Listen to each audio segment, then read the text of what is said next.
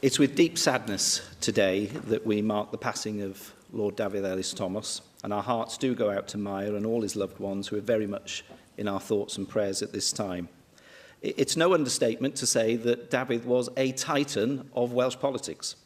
His journey from an anti-establishment nationalist to a statesman at the heart of Wales's institutions was nothing short of remarkable.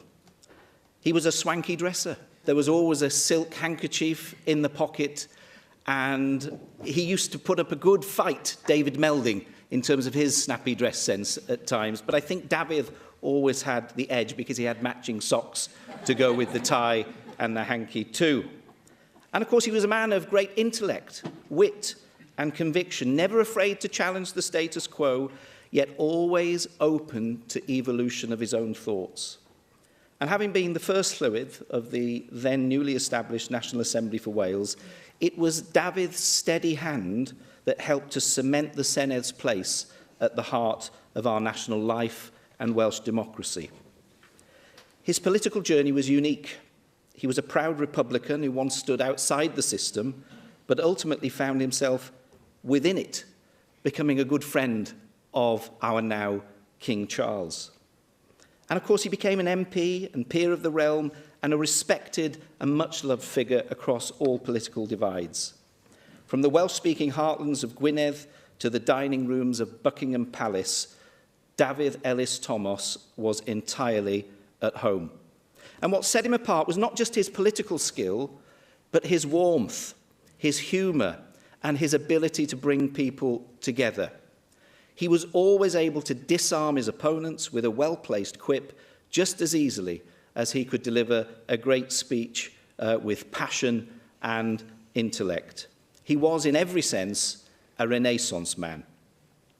Of course, I first met Dafydd while he was the presiding officer of the then National Assembly for Wales in 2007. And I can remember many occasions while he was presiding officer where he made an impact on my life. I can remember an intensely boring afternoon, and we have many of them in the Senedd, I'm afraid to say, with long statements. And right at the end of business, he said, "That concludes another exciting day in the life of the National Assembly for Wales."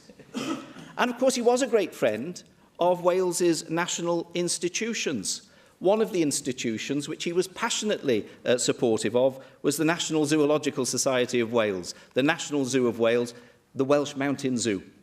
And I can remember him going to an event there to mark the opening of a new facility.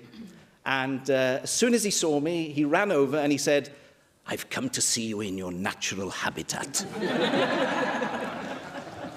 You know, there are very few politicians who have the privilege of seeing their careers end in triumph.